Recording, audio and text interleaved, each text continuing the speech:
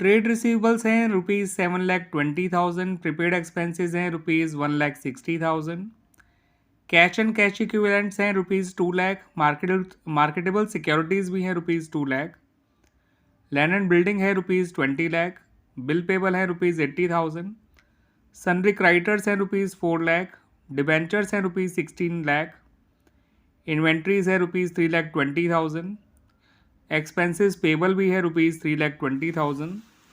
और आपको निकालना है बच्चों करंट रेशियो, जिसका फॉर्मूला होता है current assets divide by current liabilities. अब उसके लिए आपको करंट एसेट चाहिए और करंट लायबिलिटीज़ चाहिए बच्चों, है ना। तो करंट एसेट कैसे निकलेगी, तो आइए इनमें पहचानते हैं कि कौन कौन सी करंट एसेट्स हैं हमारी। तो ट्रेड रिसीवेबल करंट एसेट में ही आता है, प्रीपेड एक्सपेंसेस करंट एसेट में ही आता है, कैश एंड कैश इक्विवेलेंट्स भी करंट एसेट है, मार्केटेबल सिक्योरिटीज़ भी करंट एसेट है, land and building non current asset है, बिल्स पेबल करंट लायबिलिटी है, सनरी क्रेडिटर्स करंट लायबिलिटी है, डिबेंचर्स नॉन करंट लायबिलिटीज़ हैं, इन्वेंट्रीज करंट एसेट है, एक्सपेंसेस पेबल जो है वो करंट लायबिलिटीज़ हैं।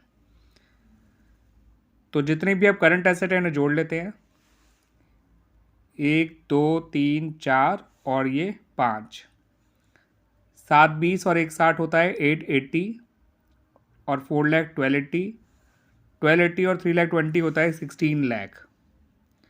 तो करंट एसेट तो है बच्चों 16 लाख। करंट लायबिलिटी की बात करें 80 और 4 लाख 480, 480 में 320 और जोड़ दीजिए बच्चों, ये हो गया 8 लाख। आपका करंट रेशियो आ गया 2:1। क्लियर बच्चों। तो ये काफ़ी अच्छा एग्जाम्पल है, इसके ज़रिए आपको करंट एसेट्स और करंट लायबिलिटीज़ पहचानना भी आ जाएगा।